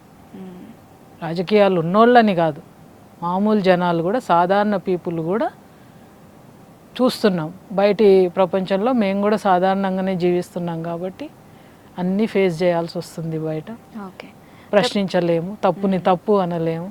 తప్పు అంటే ఇది తప్పు జరుగుతుంది అని అంటే అక్కడ ఇంకో పరిణామం ఉంటుంది మనకు. అది ప్రభుత్వం నుంచి ఏమైనా బెనిఫిట్స్ పొందుతున్నారు మీరు? ఇప్పుడు ఏమీ లేదు అసలు. ఎందుకు మావోయిస్టులు ఆల్రెడీ లొంగిపోయిన తర్వాత సంథింగ్ కొంత అంటే నా విషయం చెప్పాలి. నేను జిల్లా ఎస్పీ గారు అప్పుడు, అతని పేరు నాకు తెలియదు కానీ పిలిచారు నన్ను తర్వాత లొంగిపోమ్మని. పిలిస్తే నేను వెళ్ళలేదు, నేను లొంగిపోనని చెప్పాను. అంటే నేను సాధారణ జీవితంలో ఉండిపోవాలని నిర్ణయించుకున్నా. నా బ్యాక్గ్రౌండ్ కూడా వాళ్ళు చూశారు, మొత్తం రికార్డ్ నేను ఎక్కడెక్కడ చదువుకున్నానో మొత్తం చూసి వచ్చారు. అయితే మా ఇంటెలిజెన్స్ ఎస్ఐ ఒకతను మా అన్న ఫ్రెండ్, స్పెషల్ బ్రాంచ్ అతని ద్వారా కొంచెం మా అన్న ద్వారా చెప్పించడము అట్లా చేశారు. చేస్తే నేను స్పష్టంగానే ఉన్నా మొదటి నుంచి. ఏదైనా ఎంక్వైరీ చేయాలనుకుంటే చేసుకోండి, నేను ఇక్కడే ఉన్నా, ఈ సిటీలో ఇక్కడే బతుకుతున్నా, నేనేం చేస్తున్నానో చూడండి. అరెస్ట్కి సిద్ధపడ్డా నేను. అరెస్ట్ చేసినా పర్లేదు, జైల్లో పెట్టినా పర్లేదు అంటే ఎస్పీ రమ్మంటే నేను వెళ్ళలేదు. లొంగుబాటు అయితే నేను చూపించుకోను, ఎందుకంటే నాకు ఆ రెమ్యునరేషన్ అవసరం లేదు. అంటే లొంగిపోతే రెమ్యునరేషన్ ఇస్తారు. అప్పుడు దళ సభ్యురాలుగా నాకు అక్కడ ఎమ్మెల్సీ, మా జిల్లా ఎమ్మెల్సీ పిలిచారు. అప్పుడు పిలిచి జాబ్ ఇస్తామన్నారు, రిహాబిలిటేషన్ జాబ్ ఇస్తామన్నారు. నేను వెళ్ళలేదు, నాకొద్దు, నా బతుకు నేను బతకగలుగుతా అని చెప్పి రాగానే పార్టీలో నుంచి రాగానే 1 మంత్కే నేను జాబ్లో జాయిన్ అయ్యా. ఓకే. పేపర్లో చూసుకొని నేనే ఇంటి ముందు డెంటల్ హాస్పిటల్ ఉండేది, దాంట్లో జాయిన్ అయిపోయా. ఓకే. అమ్మ వాళ్ళు చూసుకున్నారు నన్ను, ఆ వచ్చే శాలరీని నా ఖర్చులకి వాటికి చూసుకునేదాన్ని. షెల్టర్ అమ్మ వాళ్ళు ఇచ్చారు. ఓకే. ఇప్పుడు ఎలా ఉంది లైఫ్ మరి గణేష్ గారితో? గణేష్ గారితో కష్టమైన జీవితమే ఉంది. ఇంకా నా జీవితంలో అంటే ఫైనాన్షియల్ గానా? ఫైనాన్షియల్గా ఏమీ లేదు, తనకి ఏమీ లేదు, నాకు ఏమీ లేదు. జాబ్ ఇప్పుడు చెప్పాలంటే గణేష్ ద్వారా ఈ జాబ్ వచ్చింది నాకు. అంతకుముందు స్కూళ్ళల్లో పనిచేసుకున్నా. గణేష్ను పెళ్లి చేసుకున్న తర్వాత చిన్న చిన్న జాబులు చేస్తూ వచ్చా. నాది డిగ్రీ కంప్లీట్ కాలేదు, డిస్కంటిన్యూ అయింది డిగ్రీ. దాంతో వేరే జాబ్లోకి హెల్త్ ఇష్యూస్ కూడా ఉండి వేరే జాబ్లోకి వెళ్ళలేకపోయినా. తర్వాత ఈ పెట్రోల్ బంకులో ఉంది అని చెప్పి తనే తీసుకెళ్ళాడు రోజు. తీసుకెళ్ళి డీజీని కలిస్తే, జైలు డైరెక్టర్ని కలిస్తే అప్పుడు వికే సింగ్ గారు ఉన్నారు. మహిళా పెట్రోల్ బంకులో ఇస్తామని చెప్పారు. సరే అని వెళ్ళి జాయిన్ అయ్యా. అదొక లైఫ్, ఎప్పుడు చెయ్యని పని. ఆ పెట్రోల్ డీజిల్ కొట్టి అక్కడంతా మహిళలు, వాళ్ళ జీవితాలు తెలుసుకోవడం. అక్కడ ఎప్పుడు అనిపించలేదా అరే నా లైఫ్ ఏంటి ఇట్లా అయిపోయింది అని? ఏ రోజు అనిపించలేదు. ఇది లైఫ్, ఈ పోరాటం. అంతే. ఏ పోరాటాన్ని ఎంచుకొని పోయినో లైఫ్ కూడా ఒక పోరాటం. అంతకన్నా ఎక్కువ పోరాటం చేస్తున్నారు. పోరాటం చేయాల్సిందే, తప్పదు. బతకాలి అని అనుకుంటే పోరాటం తప్పదు, జీవితం కోసం పోరాటం తప్పదు. ఇప్పటికి కూడా తప్పట్లేదు. ఎప్పుడు బాధపడ్డది ఏముండదు. అంటే మానవ సహజం బాధపడడము అవి, అంటే మానవ సహజం. కొంచెం అనిపిస్తుంది, అరే ఏం లైఫ్ మొదటి నుంచి చూసుకుంటే ఇలాగుంది ఏంటి, ఇలాగుంది అంటే. నాకేంటంటే ముందు నుంచి కూడా లగ్జరియస్గా అనేది అవి ఎప్పుడూ వచ్చేవి కాదు నాకు. చిన్నప్పటి నుంచి కూడా లగ్జరీగా బతకాలన్న ఆలోచన అట్లా ఏదో మినిమంగా లైఫ్ గడిస్తే చాలు, ప్రశాంతంగా ఉండాలి. మినిమంగా ప్రశాంతంగా ఉండాలి లైఫ్ అనేది. మీరు ఎంచుకుంది ప్రశాంతమైన జీవితం కాదు కదా మరి? కాదు, కానీ నేను కోరుకున్నట్టుగా అట్లా వెళ్ళిపోవడం ప్రశాంతమే. ఇప్పుడున్న జీవితంలో ప్రశాంతత లేదని నేను అనను, కానీ సంఘర్షణ ఉంటుంది లైఫ్ అన్నాక. క్షణక్షణం భయపడుతూనే ఉండాలి, ఎవరన్నా వచ్చి అటాక్ చేస్తారేమో. అది ఆ లైఫ్లో అది తప్పదు, అది యుద్ధం. నేను వెళ్ళింది యుద్ధ రంగం, అది తప్పదు. ప్రశాంతత ఉండదు కాబట్టి అన్నీ ఫేస్ చేయాలి, ఉండాలి, తప్పదు. చావు వరకు కూడా వెళ్ళాం కదా, అందులో వెళ్ళామంటేనే చచ్చిపోతామని అనుకుంటాం. అనుకోని పరిస్థితులలో అరెస్టులు అయ్యి ఇట్లా చిత్రహింసలు భరించి ఉంటున్న వాళ్ళు కూడా ఉన్నారు కదా. ఎలాగుండేది లైఫ్ తెలియదు, కానీ నన్ను అలాగ వదిలేశారు. నేను బయటికి వచ్చాను, మళ్ళీ ఇదే లైఫ్లో ఉన్నాను. చివరికి వచ్చి మళ్ళీ అదే లైన్లో ఉన్న వ్యక్తిని పెళ్లి చేసుకున్నా. అది మరి ఏంటో మరి ఇంకా అలా జరిగిపోయింది నాకు. అదే లైన్లో ఉన్న వ్యక్తిని పెళ్లి చేసుకున్నా, అదే మోరల్స్తో బతుకుతున్నా అని అనుకుంటున్నాను అంతే. ఇక ఇప్పుడు మీ భవిష్యత్ లక్ష్యం ఏంటి? ఇక పెద్ద ఆశయాలంటూ ఏమీ లేవు. ఉద్యమం విషయానికి వస్తే నేను చెప్పాను కదా, అది పోరాటం ఎప్పుడూ ఉంటుంది. సొసైటీలో అణగారిన వర్గం ఉన్నారు, పీడన గురవుతున్న వాళ్ళు ఉన్నారు, పీడించే వాళ్ళు ఉన్నారు. అది ఉన్నంత వరకు ఏదో రూపకంగా ఘర్షణలు అవి జరుగుతూ ఉంటాయి. పాత్ర మేము అవ్వలేము, అందులో దేంట్లోకి వెళ్ళలేము. ఇప్పుడు నార్మల్ లైఫ్లోనే ఉందామని డిసైడ్ అయిపోయినాం. గణేష్ కూడా అదే. మానవ సంబంధాలు ఉంటాయి, అది బయటి సంఘాల వ్యక్తులు కానీ, మా నార్మల్ కుటుంబ వ్యక్తులు కానీ, ఎవరైనా మంచి మానవ సంబంధాల మధ్యనే బతుకుదామని నిర్ణయించుకున్నాం. మాధవి గారు లైఫ్లో ఎన్నో కష్టసుఖాలు ఎదుర్కొని ఇప్పుడు ఈ పరిస్థితుల్లో ఉన్నారు. సో తను చెప్పేది ఏంటంటే బయట ఉన్న సమాజంలో స్త్రీలు చాలా ధైర్యంగా ముందుకు సాగిపోవాలని చెప్తున్నారు. వచ్చే ఎపిసోడ్లో మరో గెస్ట్తో మళ్ళీ కలుద్దాం. అంతవరకు నమస్కారం.